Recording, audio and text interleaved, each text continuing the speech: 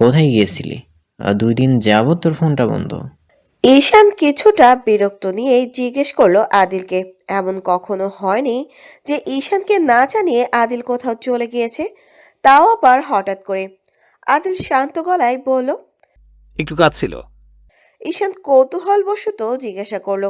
কি সেই কাজ? বলা নিষেধ আছে নাকি? আদিল গলার স্বর নামিয়ে নিচু করেই বলল, যাতে ঈশানের সন্দেহ না হয় আদিল যে তাকে মিথ্যে বলছে। ঈশানের সেটাই বুঝতে 1 সেকেন্ডও দেরি হবে না। আমেরিকা গিয়েছিলাম, কিছু পার্সোনাল কাজ ছিল। ঈশান ঠাট্টা মেরেই বলল। আমেরিকা? তাও আবার পার্সোনাল কাজ? ওইখানে তো তোর কোনো কোম্পানি ছিল না। আদিল বিরক্ত প্রকাশ করেই বলল। বোন বিয়ে দিয়েছিস বলে পার্সোনাল প্রশ্ন করতে পারিস না। বোন বিয়ে দিয়েছি পরে, বন্ধু ছিলাম আগে, তাই বোনের সম্পর্ক নিয়ে নয়, বন্ধু হিসাবে জিজ্ঞাসা করছি। মাইন্ড করার মতো তো কিছু বলিনি আমি। আইনো, আমি মাইন্ড করিনি। কালকে সময় করে বাসায় আসবি সকালে। কেন, কোনো সমস্যা? আদিল কিছুটা অসহায় কণ্ঠেই বলল। না, কোথাও ঘুরতে যেতে চাই, আমার মুড ঠিক করার জন্য। ঈশান আদিলকে রাগানোর জন্য বলল। তোর আবার মুডের কি হলো? প্রেগনেন্ট নাকি? আলহামদুলিল্লাহ। আমি মনে হয় আমি মামা হতে যাচ্ছি। ঈশানের রাগানোর চিন্তা ভাবনা ঠিক ছিল, তবে আদিলের উত্তরে। শালা ছেঁচড়া, ছেলেরা প্রেগনেন্ট হয় কেমনে? তুই কতবার প্রেগনেন্ট হয়েছিস? জানালিও তো না একবার। ছি ছি বন্ধু। ঈশান বেশ অপমানিত বোধ করলো এবং বলল। শালা তোর মতো বন্ধুর মাইরে বাপ, স্যাসরা। আদিল মাথা চুলকাতে চুলকাতেই বলল সিরিয়াস গলায়।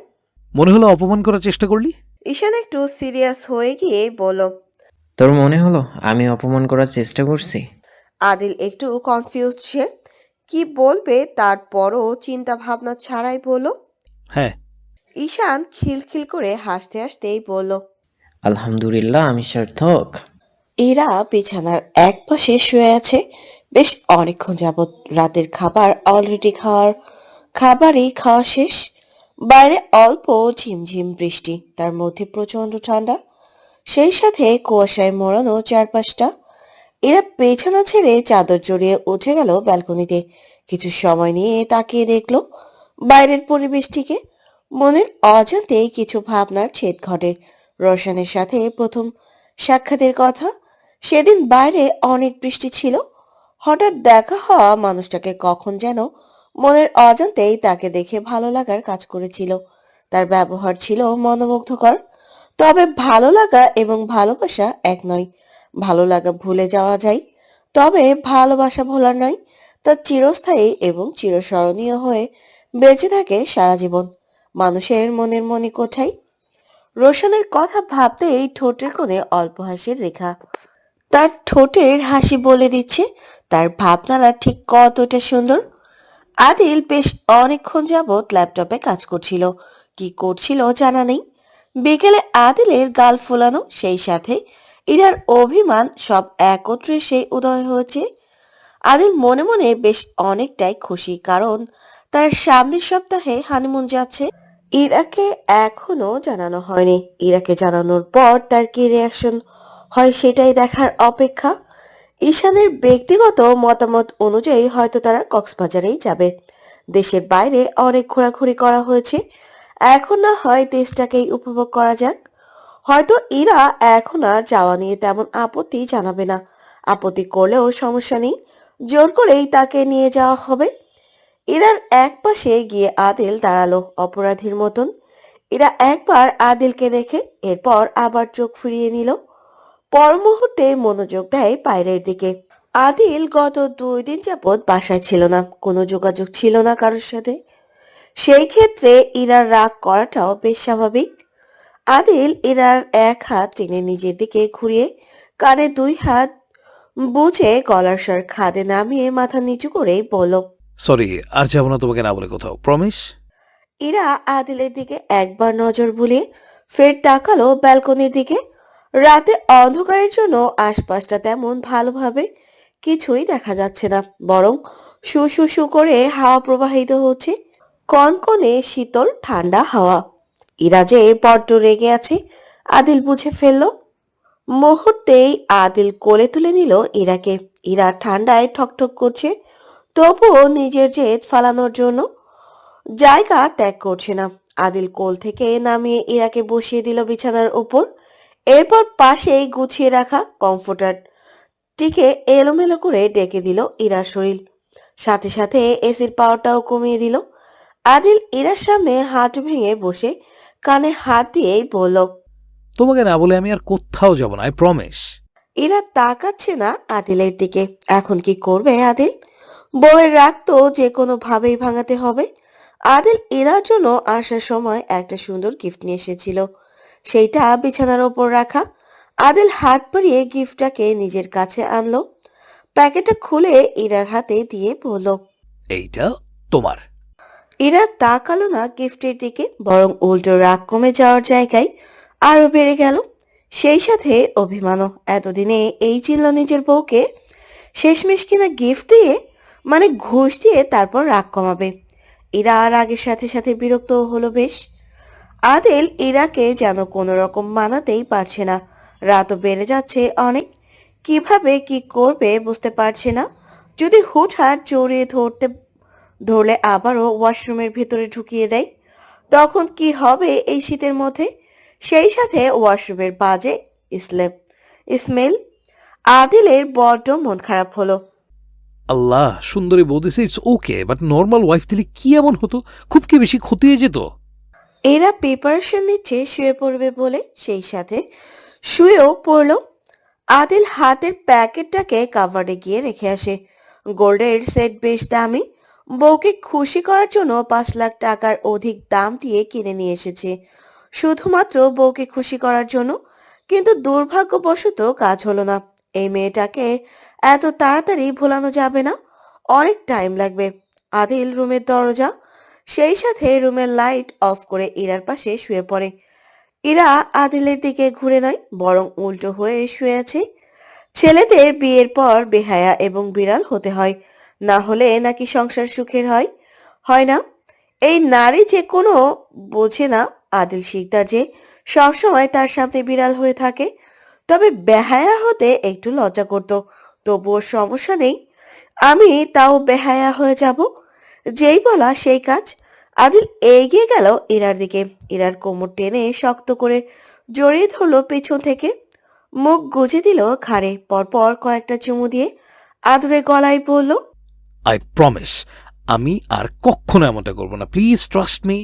ইরা তাও কথা বলে না, কারণ সে শক্তপোক্ত ভাবেই প্রস্তুতি নিয়েই রাগ করে আছে। গত 2 দিন যাবৎ বাসায় আসেনি, তখন তো তাকে মিস করেনি, তবে এখন কেন এত ঢং করছে? ইরা নিজের পেটের উপর থেকে আদিলের হাত সরানোর চেষ্টা করতে লাগলো। আদিল তো নাছোড়বান্দা, কোনোভাবেই ছাড়ছে না বউকে। আজকে যেভাবেই হোক রাগ কমিয়ে একটু নয় ছয় করে তারপর ঘুমাবে। গত 2 দিন নয় ছয় করা হয়নি এবং বউকে জড়িয়ে ধরে ঘুমানো হয়নি। তার শোধ তুলতে হবে না যেভাবেই হোক। আদিল ইরার এলোমেলো চুলগুলোকে হাত দিয়ে সরিয়ে মুখ ডুবালো ঘাড়ে। এরপর আবারও বলল, বউ, ও বউ, দেখো আমি সত্যিই সরি, আর করবো না এমন। এরপরও ইরার কোনো কথা নেই, সে চুপচাপ। আদিল বোঝালো আজকে তার এসব ড্রামায় কাজ হবে না, নতুন কিছু করতে হবে। কি করা যায় ভাবতেই মনে পড়লো আদিল ইরাকে ছেড়ে দিল। এরপর রুমের লাইট অন করে চার্জ থেকে ফোন বের করে সোজা গিয়ে বসলো সোফায়। এরপর ঈশানকে একটা কল করলো এবং বলতে শুরু করলো। কি গো, কেমন আছো? অপর পাশ থেকে উত্তর আসছে ঘুম ঝরানো কণ্ঠে। 1.5 বার মাল খাইছস? রাত কয়টা বাজে দেখছিস একবার? আর তুই আমাকে তুমি তুমি বলছিস? আদিল কোনোভাবে বুঝতে দিল না ইরাকে কলটা ঈশানকে করা হয়েছে। এরপর আদিল বলল, হ্যাঁ, তোমাকে তো তুমিই বলবো, তাই না? তুমি আমার কত প্রিয় জানো না? এই কনকনে ঠান্ডা হাওয়ার মাঝে তোমার কথা বড্ড মনে পড়ছে। ঈশান রাগে কিরমির করে উঠেছে। রাত প্রায় 12টার কাটায়। ঈশান রাগে রিরি করেই বলে উঠল, শালা ফ্লার্ট করিস? আসতেছি আর তোরে লাথি মেরে ছাদ থেকে ফেলে দেওয়ার জন্য। এত বকা খাওয়ার পর এই জীবনে প্রথম আদিলকে এত হাসতে দেখা যাচ্ছে। যেভাবেই হোক বউকে তো বোঝাতে হবে যে অন্য কোনো মেয়ের সাথে কথা বলছে। তার রাগ হোক জেদ হোক, তারপর একাই উঠে চলে আসবে কথা বলার জন্য। আদিল মুচকি মুচকি হেসেই বলল, চলে এসো আমার কাছে, আমার বউ বাপের বাড়ি গেছে, আই মিস ইউ। অন্যদিকে ঈশানের অবস্থা নাজেহাল। তার মনে হচ্ছে এই মুহূর্তে আদিলকে কাছে পেলে পানিতে ডুবিয়ে মারত। ঈশান শক্ত গলায় বলল, শালা লুচ্চা কুত্তা হারামি, এত রাতে ফোন দিয়ে আবার আমার ঘুম ভাঙালি।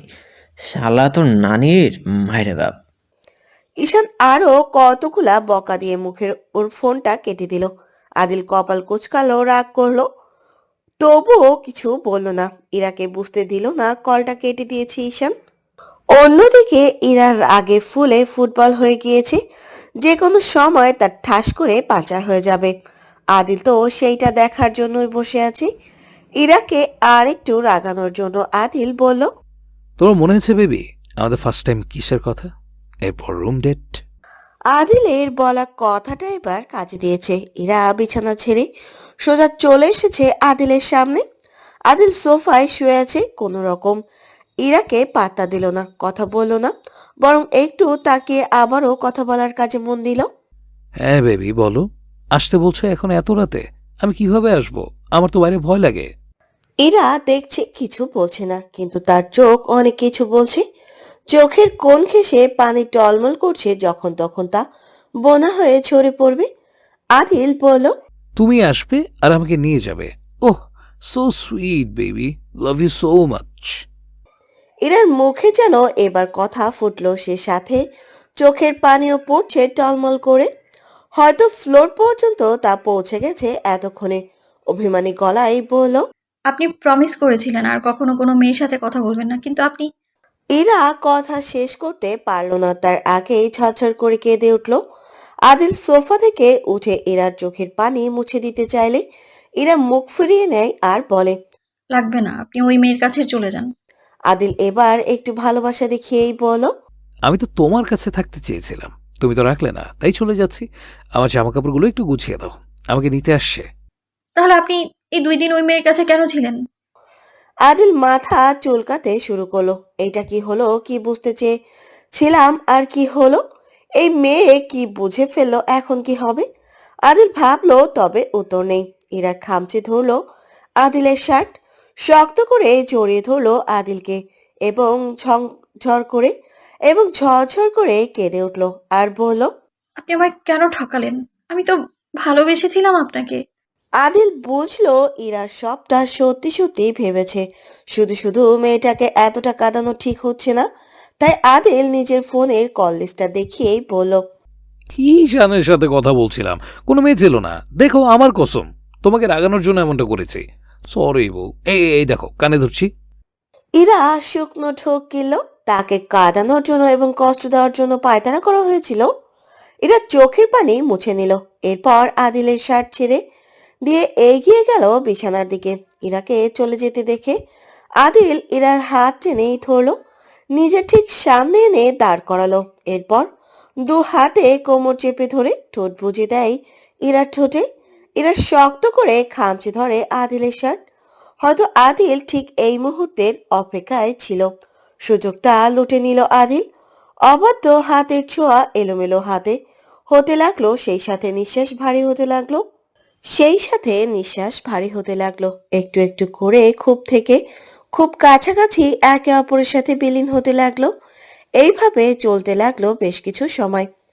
আদিল দু হাতে শক্ত করে কোলে তুলে নিয়ে এগিয়ে গেল বিছানার দিকে। ইরান আমার জন্য ছটফট করতে লাগলো। এখন কিছুটা সংকোচ বোধ করছে।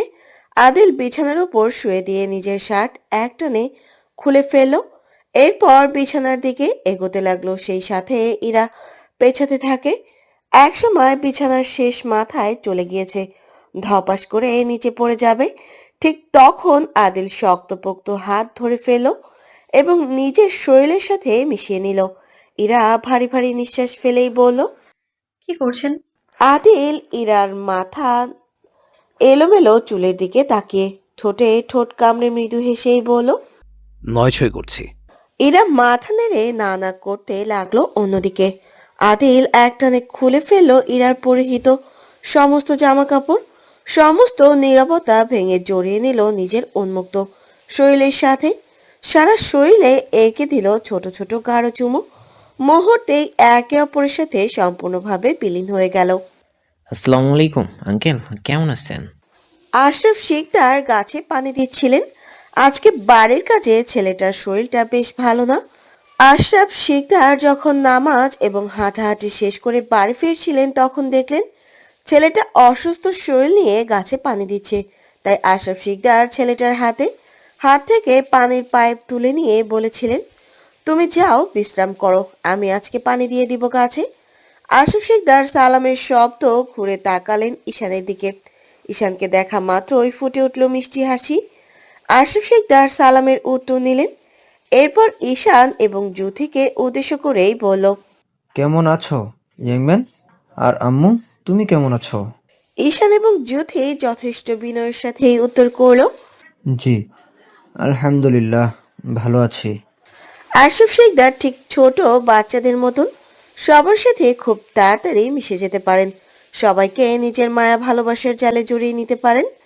আশরাফ শিকদার ঈশানের হাত ধরে টেনে নিয়ে আসলেন বাড়ির ভেতরে। সোফায় ওদের বসতে দিয়ে পাশের কিছু সার্ভেন্টদের বললেন তাড়াতাড়ি নাস্তা দিয়ে যাওয়ার জন্য।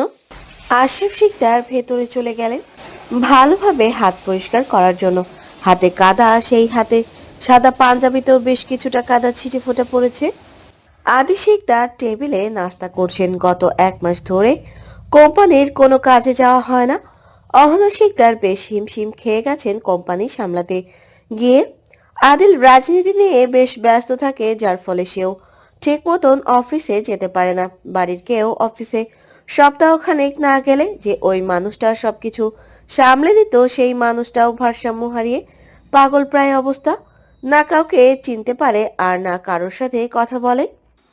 আদি শিকদার দীর্ঘশ্বাস ছাড়লেন। আজকে তার জন্য এসব কিছু হয়েছে। মেয়েটাকে তো নিজের হাতেই মেরেই ফেললো, আর অন্যদিকে ছেলেকে অমানুষ বানিয়েছে।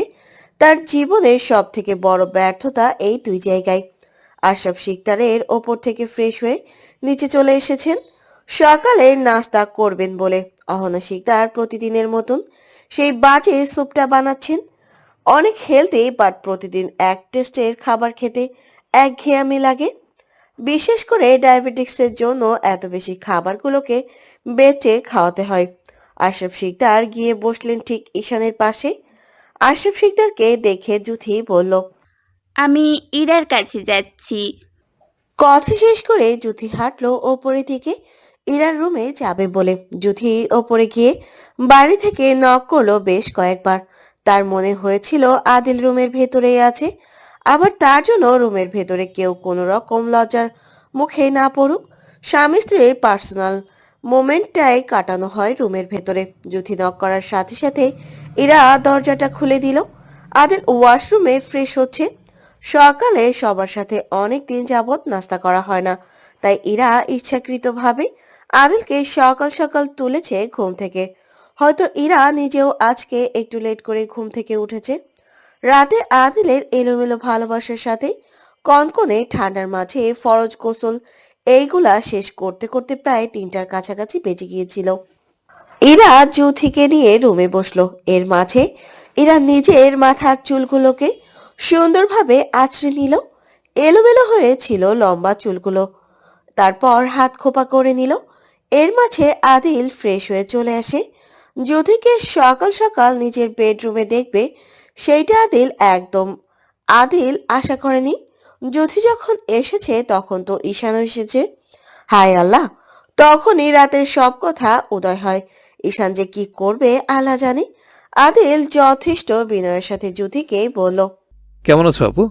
জি ভাইয়া, আলহামদুলিল্লাহ ভালো আছি। আর আপনি? আমিও আলহামদুলিল্লাহ ভালো আছি। আদিল এতটুকু কথা বলে বিছানার ওপর থেকে নিজের ফোনটাকে হাতে তুলে নিয়ে বেরিয়ে গেল রুম থেকে। যুথি হাসি খুশি মুখ নিয়েই বলল, আমরা হানিমুনে যাচ্ছি কক্সবাজার। ইরা মৃদু হাসলো। এরপর বলল, ভালোই, যা ঘুরে আয়, আর আমার জন্য অনেকগুলো আচার নিয়ে আসিস। যুথি কপাল কোচকালো। তোরা যা মানে, তাহলে কি ইরা যাবে না? ভাইয়া যে বলো ইরাও যাবে। তবে কি ভাইয়া ইরাকে কিছু জানায়নি? কিন্তু কেন? এখন আমরা কি ইরাকে জানানো ঠিক হবে? যুথিকে এক মনে ভাবতে দেখে ইরা যুথিকে অল্প ধাক্কা দিয়েই বলল, ঠিক আছিস তুই? যা ছোট লোক, তোর আমার জন্য আচার নিয়ে আসতে হবে না, তোরা ঘুরে ফিরে এনজয় করে আয়, যা। জ্যোতি শব্দ করে হেসে ফেল। এমনকি কোনো ছোট ছোট আবদার ছিল যা জ্যোতি পালন করেনি। আর সেখানে আচার কি এমন জিনিস? ঘুরতে যাওয়াটা ঠিক তখন হবে যখন তুই চাইবি। জ্যোতি কিছুটা সংকোচ নিয়েই বলল, ঈশান তো বলল ভাইয়া আর তুইও যাবি, কিন্তু আমার তো এখানে এসে মনে হচ্ছে তুই কোনো কিছুই জানিসই না। ইরা কিছুটা অবাক হলো। তাদের তো হানিমুনে যাওয়ার বিষয় নিয়ে তেমন কোনো কথা হয়নি। আদিল তাহলে তাকে না জানিয়ে ঘুরতে যাওয়ার প্রিপারেশন নিচ্ছে? এই সময়ে কোথাও যাওয়ার একদম ঠিক হবে না। তাই ইরা সরাসরি জ্যোতিকে বলে। আমি এই সময় কোথাও যাব না। জ্যোতি প্রশ্নবোধক ভাবেই চাইলো এই অসময়ে মানে। জ্যোতি সত্যি কিছু বুঝতে পারছে না, তাই বলল, এই অসময়ে মানে? আমাদের তো এক্সামটাও শেষ। আমি এত কিছু জানি না। আমরা যাব মানে যাবই। ইরা কিছুটা বিরক্তি এবং রাগ নিয়েই বলল, জেদ করিস না, তোরা যা ঘুরে আয়। আমার না হয় নেক্সট ইয়ারে যাব আমরা। জ্যোতি ইরার হঠাৎ রাগের কারণটা বুঝল না। তাই ইরার দু হাত শক্ত করে চেপে ধরেই বলল, কি হয়েছে বল না, তোকে দেখতে এমন লাগছে কেন? ইরা তাকালো জ্যোতির দিকে। দুই চোখের অসহায়ত্ব সব শুনতে চায়। তাই ইরা আর দ্বিধাবোধ করলো না, সরাসরি বলে উঠল। আমি প্রেগনেন্ট। মুহূর্তেই জ্যোতি খুশিতে আত্মহারা হয়ে উঠল। আলহামদুলিল্লাহ, আমি মামি হতে চলেছি। এত সুন্দর সুখবরটা তুই আমাকে এখন দিচ্ছিস? ইরা জ্যোতির গাল চেপে ধরলো, গলার স্বর নামিয়ে ফিসফিস করেই বলল, আমি এখনো জানাইনি বাড়িতে। সবাই বিষয়টাকে কিভাবে নেবে আমি জানি না। ভাইয়া কি জানে? না। জ্যোতি একটু রাগ দেখিয়েই বলল, কেন জানাসনি? এইটা একদম ঠিক হয়নি কিন্তু। সবাইকে জানার এই খুশির সংবাদটা সবাই বেশ খুশি হবে। জানাবো অতি শীঘ্রই। ইরা জ্যোতির হাত চেপে ধরেই বলল, প্লিজ তোরা যা হানিমুনে। আমাদের জন্য কেন শুধু শুধু নিজেদের পার্সোনাল মোমেন্টগুলোকে নষ্ট করে দিবি বল? তাছাড়া আমি একজন ডক্টরের সাথে কথা বলেছি, এই অবস্থায় জার্নি করা একদম ঠিক হবে না আমার জন্য। জ্যোতি ইরার গালে অল্প হাত রেখেই বলল, আমাদের পার্সোনাল সময় কাটানোর জন্য অনেক টাইম আছে। আমাদের প্রয়োজন এখন তোর পাশে থাকা। আমরা নয় হয় নেক্সট ইয়ারে সবাই একসাথে যাব। জ্যোতির কথায় ইরার মুখ চকচক করে উঠল। এই সম্পর্কটাকে শুধু বন্ধুত্ব বলা বড্ড বোকামি, বরং নিজের বোন বললে কম হয়ে যাবে। আশরাফ শিকদার ঈশানের সাথে কথা বলছেন। পাশেই আদিল বসে আছে, তার সম্পূর্ণ মনোযোগ ফোনের দিকে। আজকাল ফোন নিয়ে একটু বেশি বিজি থাকে। আশরাফ শিকদার গতকাল আদিল বাড়ি না ফিরে নিয়ে বেশ কৌতূহল ছিলেন। শুধু ছিলেন না, এখনো আছেন। গত 2 দিন কাউকে কিছু না বলে কোথায় যেতে পারে? আদিল ঈশানকে উদ্দেশ্য করেই বলল, টিকিট, রুম বুক সহ সবকিছু ওকে। কাল সকাল 10টায় বেরোবি বাসা থেকে। এত সকালে কেন, তাও আবার শীতের মধ্যে? তাহলে তোর জন্য হেলিকপ্টার বুক করছি, তুই বরং উড়ে উড়ে চলে যাস। মন্দ হতো না, আর তোরা চাইলে যেতে পারিস। আদিল কপাল কুঁচকে তাকালো। এই মুহূর্তে কি বলা উচিত তার? আদিল গম্ভীর মুখেই বলল, তোকে যদি লাথি মেরে কক্সবাজার পাঠিয়ে দেওয়া যেত না, তাতেও মন্দ হতো না, ইডিয়েট। ঈশান কিছুটা অপমানিত বোধ করলো। এত বড় কথা তাকে লাথি মারার কথা বলছে। আদিল লাথি তো তাকে মারা উচিত খচ্চর। গত রাতে আমার ঘুম নষ্ট করেছিলি। রাতের কথা মনে আসতেই ঈশান জিজ্ঞাসা করলো, রাতে ডেট ওভার মাল খাইছো? মাল? আশরাফ শিকদার লাফ দিয়ে উঠলেন। তাকে ছাড়াই রাতে মাল খেয়ে নিল এই ছেলে। তার ছেলে এইটা কি ঠিক করলো আদিল? আশরাফ শিকদার গম্ভীর গলায় বললেন, আমাকে রেখেই তোমরা লাল পানি খেয়ে নিলা? অন্তত একবার তো আমাকে জানাতে পারতে। ঈশান কপাল চাপড়াতে থাকলো। কি বলা হলো আর এই মন্ত্রী কি শুনলো? বয়স হয়ে গেলে বুঝি মন্ত্রীরা কালা হয়ে যায়? How funny. ঈশানকে হাসতে দেখে আশরাফ শিকদার আরো গাম্ভীর্য মিশিয়েই বললেন, এই ইয়াংম্যান, হাসছো কেন? তোমরাই বলো, এটা ঠিক করছো? ঈশান আদিলকে ফাঁসানোর জন্য আশরাফ শিকদারের সাথে তাল মেলাতে থাকলো। না আঙ্কেল, আদিল একদম ঠিক করেনি। ওর উচিত ছিল আপনাকে সাথে নিয়ে লাল পানি সেবন করা, কিন্তু ও তো এটা করলো না। তুমি তো করতে পারতে ইয়াংম্যান। আমি তো ছিলাম না আঙ্কেল, আদিল একা একা খেয়েছিল। তারপর মাল খেয়ে যখন টাল হয়ে গিয়েছিল তখন আমাকে কল করেছিল। আদিল দুইজনের এমন অস্বাভাবিক কথা শুনে রাগে কিরমির করে উঠল, মেজাজ ছাঁচিয়ে উঠল। ঈশানের বাচ্চা, আমি মাল খাইছি। তোর কে বলছে ইডিয়েট? তোর বোন আর তুই, তোরা দুইতেই এক। কি দেখেছে তোদের সাথে আমার পরিচয়টা হয়েছিল আল্লাহ ভালো জানে। আর আমার শালার কুত্তা কপাল। ঈশান সহ আশরাফ শিকদার শব্দ করে হেসে উঠলেন। ঈশান আদিলকে আর একটু রাগান্বিত করার জন্য বলল, শালা দুলাভাই, তোর জন্য এক বলতেই সমবেদনা। অহনা শিকদার সবার জন্য খাবার রেডি করেছেন। আশেপাশে বেশ অনেকগুলো সার্ভেন্ট আছে, তাকে সাহায্য করছেন। অহনা শিকদার সহ বাকি সবাই সে বসেছে খাবার টেবিলে। আজকে আদিবও এসেছে টেবিলে। আগের থেকে কিছুটা স্বাভাবিক লাগছে তাকে দেখতে। এরা যুথে পাশাপাশি বসে আছে, খাবার খাচ্ছে। তারা দুইজন অপেক্ষায় আছে কখন কক্সবাজারের কথা উঠবে আর কখন তারা সরাসরি না করে দিবে। অহনা শিকদার আদিলকে উদ্দেশ্য করেই বললেন, অফিসের সময় মতন চলে এসো। আজকে একটা ইম্পর্ট্যান্ট কাজের জন্য লোক আসবে। তাছাড়া আমার একজন পার্সোনাল অ্যাসিস্ট্যান্ট লাগবে। আদিল সম্মতি প্রকাশ করেই বলল। ওকে। আদিব এদিক সেদিক না তাকিয়ে খাওয়ায় মনোযোগ দিচ্ছিল। সে আজকে চেম্বারে চলে যাবে। বাসায় থাকতে থাকতে মনে হচ্ছে নিজের মানসিক অবস্থা দিন দিন আরো খারাপ হয়ে যাচ্ছে। বাসায় থাকতে থাকতে মনে হচ্ছে নিজের মানসিক অবস্থা দিন দিন আরো খারাপ হয়ে যাচ্ছে। আদিব পানি খাওয়ার জন্য গ্লাসে হাত দিতেই চোখ পড়ল পাশেই একটি মহিলা সার্ভেন্টের দিকে। বয়স খুব বেশি নয়, হবে হয়তো 25 থেকে 27। জুস নিয়ে আসছে খাওয়ার টেবিলের দিকে। আদিব এক দৃষ্টিতে তাকিয়ে রইল বেশ কিছু সময়। মুহূর্তেই আদিবের হাত থেকে গ্লাসটা শব্দ করে মাটিতে পড়ে গেল। গ্লাসটি ফ্লোরে পড়ার সাথে সাথে ঝনঝন শব্দ করে উঠল।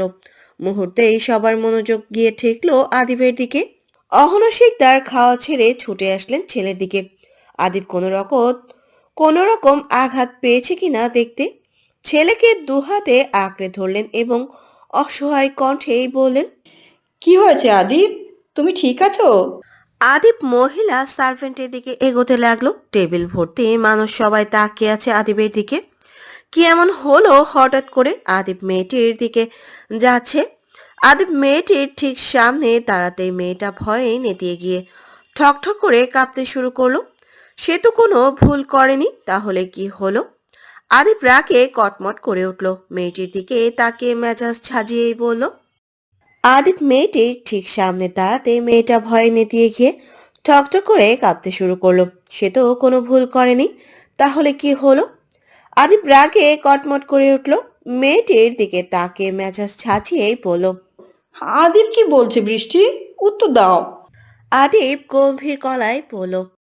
আদিবের কথায় সবার চোখ পড়ল মেয়েটির গলার দিকে, ঠিক চেনের ওপর। আর এইদিকে মেয়েটি ঠকঠক করেই কাঁপছে। অন্যদিকে আদিল চোখ বড় বড় করে তাকিয়ে আছে। এত বড় বোকামি হলো কিভাবে? মেয়েটি কাঁপা কাঁপা গলায় বলল, স্যার, এই চেনটা আমার জামাই দিছে, তাও বছরখানেক আগে। মেয়েটির কথা বলতে দেরি, আদিবের গলা চেপে ধরতে দেরি হলো না। দেয়ালের সাথে শক্ত করে চেপে ধরে দাঁতে দাঁত পিষেই বলল, মেয়েটা কি বলবে বুঝতে পারছি না। এদিকে খাওয়া ছেড়ে সবাই উঠে গেছে আদিবকে ছাড়ানোর জন্য। সবাই বেশ কিছু সময় নিয়ে ছাড়ালো মেয়েটির থেকে। অতিরিক্ত জোরে গলা চেপে ধরায় মেয়েটির নিঃশ্বাস আটকে যাচ্ছে। কোনো রকম ছাড় পাওয়াতে ঘন ঘন নিঃশ্বাস ছাড়ছে। মেয়েটিকে ভয়ে হু হু করে কান্না শুরু করলো। মেয়েটি গত 3-4 বছর ধরে এই বাড়িতে কাজ করে, কখনো কারোর ব্যবহার বা কাউকে খারাপ মনে হয়নি। আজকে হঠাৎ করে কি এমন হলো? মেয়েটি কাঁপা কাঁপা গলায় বলল, আমার স্বামী তো বিদেশে থাকে মেলাদিন আগে থেকে। আদিল কোনো রকম রিস্ক নিতে রাজি নয়। তাই আদিল পরিবেশটাকে শান্ত করার জন্য আদিবকে উদ্দেশ্য করেই বলল, আরে কি হচ্ছে এটা? মেয়েটা শরীরে টাচ করছো কেন? তোমার কথা বলার প্রয়োজন হলে দূর থেকে বলো। শরীরে হাত দেওয়া রাইট কে দিয়েছে তোমাকে? আদিলের কথায় ভীষণ বিরক্ত হলো আদিব, তবে কিছু বলল না। বড় ভাইয়ের অসম্মান বলে তাই আদিলকে বুঝিয়ে বলতে চাইল। আদিবকে থামিয়ে দিয়ে আদিল বলে উঠল, এই মেয়ে, নেক্সট টাইম থেকে আর আসবে না এই বাড়িতে। তোমার চাকরি নেই আর আজকের পর থেকে। Get out. সবাই থমথমে মুখ নিয়ে তাকিয়ে রইল আদিলের দিকে। আদিব হয়তো ভুল বুঝে মেয়েটার শরীরে হাত দিয়েছে, তাই বলে মেয়েটার চাকরি নিয়ে টানাটানি করতে হবে? কেউ চাইল না কোনোভাবে আদিলের অসম্মান হোক, তাই সবাই আদিলের ডিসিশন মেনে নিতে বাধ্য হলো। আদিব দ্রুত বাড়ি ত্যাগ করলো। ভীষণ ঘৃণা লাগছে নিজের প্রতি। এতটা ভুল তো হওয়ার ছিল না। তবে কি মাথা ঠিক নেই? এক এক করে সবাই নিজেদের রুমে চলে গেল। অহনা শিকদার চলে গেলেন নিজের কোম্পানিতে।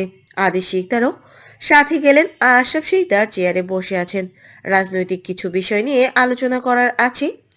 আদিলকে অহনা শিকদার বলেছেন কোম্পানিতে যাওয়ার জন্য, তার মানে যেতেই হবে। তাছাড়া কালকে তো চলেই যাবে হানিমুনে, প্রায় সপ্তাহখানেক পর ফিরবে। আদিল ইরাকে উদ্দেশ্য করেই বলল। আমার জামা কাপড় বের করো, আমি অফিসে যাব। আদিল কথা শেষ করে চলে যায় ওয়াশরুমে ফ্রেশ হওয়ার জন্য।